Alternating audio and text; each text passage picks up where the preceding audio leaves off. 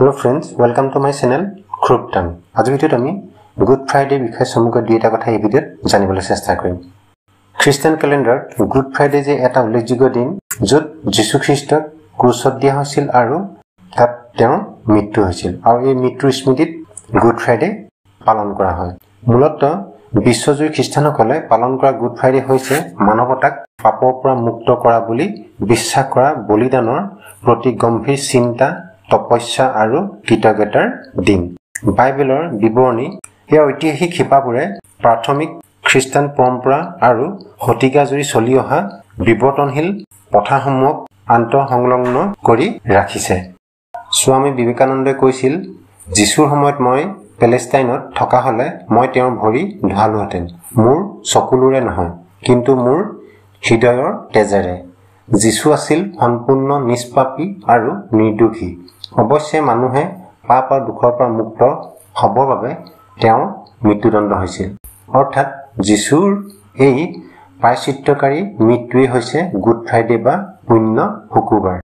ইংৰাজী god Friday অৰ্থাৎ ঈশ্বৰৰ শুকুৰবাৰৰ পৰা গুড ফ্ৰাইডে হৈছে বুলি পণ্ডিতসকলে ক'ব বিচাৰে, কিয়নো শুকুৰবাৰে যীশুৰ মৃত্যু হৈছিল। বাইবেল অনুযায়ী আদিতে ঈশ্বৰে সৃষ্টি কৰা আদম আৰু ইভ নামৰ প্ৰথম স্বামী ভাৰ্যাৰ পৰিয়ালটিৰ লগত ঈশ্বৰৰ মধুৰ সম্বন্ধ আছিল। তেতিয়া জৰাজীৰ্ণ ৰোগ ব্যাধি আৰু মৃত্যুও নাছিল। পিছে মানুহে ঈশ্বৰ বিৰোধী দুষ্ট চক্ৰ অৰ্থাৎ শয়তানৰ ফান্দত পৰি ঈশ্বৰৰ অবাধ্য হৈ পাপ আৰ্জিলে। সেয়েহে তেওঁলোক ঈশ্বৰৰ দণ্ডৰ পাত্ৰ হ'ল আৰু তেওঁলোক সকলোৱে আদি পিতৃ মাতৃ হোৱা হেতুকে জন্মসূত্ৰে মানৱ জাতি স্বাভাৱিকতে পাপী হ'ল। প্ৰণিধানযোগ্য যে প্ৰথম মানৱ আদমৰ বাবে মানুহক হিন্দী আৰু উৰ্দুত আদমি বুলি কোৱা হয়। দয়ালু মহান ঈশ্বৰে যুগে যুগে ভৱিষ্যত বক্তা আৰু পুৰোহিত আদি সাধু সন্তসকলক পঠাই তেওঁলোকৰ উপদেশ যুগে যুগে মানুহক ঈশ্বৰৰ বাধ্য হৈ ধৰ্মপথত চলিবলৈ শিকাইছিল। কিন্তু মানুহৰ পাপ পবিত্ৰ ঈশ্বৰে ওলাই কৰিব নোৱাৰে। ইয়াৰ বিহিত ব্যৱস্থাৰ বাবে প্ৰয়োজন হ'ল বলিৰ প্ৰথা।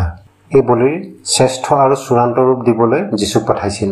যীশু যে মানৱৰ পাপ প্ৰায়শ্চিত্ত হ'বলৈ বলি হ'ল, এই কথা তেওঁৰ জন্মৰ শ বছৰ আগেয়ে বহুতো ধৰ্ম প্ৰৱৰ্তকৰ যোগেদি ভৱিষ্যতবাণী কৰিছিল। যীশু সোঁশৰীৰে পৃথিৱীত থাকোঁতেও এই বিষয়ে তেওঁ কেইবাবাৰ কৈছিল। সেই অনুযায়ী তেওঁ ঈশ্বৰৰ বাণী ঘোষণা কৰি কামত ব্যস্ত থাকোঁতেই তেওঁক আটক কৰি বিচাৰ কৰা হৈছিল। বিচাৰত মিছা অপবাদেৰে তেওঁক অভিযুক্ত কৰাই প্ৰাণদণ্ডেৰে দণ্ডিত কৰোৱা হৈছিল, কিয়নো এইদৰে মানৱৰ পৰিত্ৰাণৰ বাবে তেওঁ বলি হোৱাটো আছিল ঈশ্বৰৰ পৰিকল্পনা। যীশুৱে আমাৰ বাবে অকালতে মৃত্যুবৰণ কৰি ত্যাগৰ উৎকৃষ্ট নিদৰ্শন প্ৰকাশ কৰিলে। মহাত্মা গান্ধীয়ে কৈছিল, যিজন মানুহ সম্পূৰ্ণ নিৰ্দোষী তেওঁ আনৰ হিতৰ বাবে আনকি শত্ৰুৰ বাবেও নিজকে বলিদান কৰি পৃথিৱীক মুক্ত দিলে। ই আছিল এটা নিখুঁত কাৰ্য। আমি ঈশ্বৰ ভক্ত হৈ ঈশ্বৰ আৰু মানৱ সেৱাত বৰ্তি যীশু ত্যাগৰ সোঁৱৰণে বিশেষ তাৎপৰ্য বহন কৰিছে। বন্ধুসকল, আজি ভিডিঅ'ত চমুকৈ খ্ৰীষ্টানসকলৰ গুড ফ্ৰাইডে বিষয়ে দুইটা কথা জানিবলৈ চেষ্টা কৰিছিলোঁ। ভাল লাগিলে আপোনালোকে এটা লাইক কৰিব আৰু যিসকলে চেনেলত প্ৰথম আহিছে তেওঁলোকে আহিবলগীয়া গুৰুত্বপূৰ্ণ ভিডিঅ'সমূহৰ কাৰণে চেনেলটো ছাবস্ক্ৰাইব কৰি বেল আইকন অলত ক্লিক কৰি লয় যেন। ধন্যবাদ। জয় আই অসম।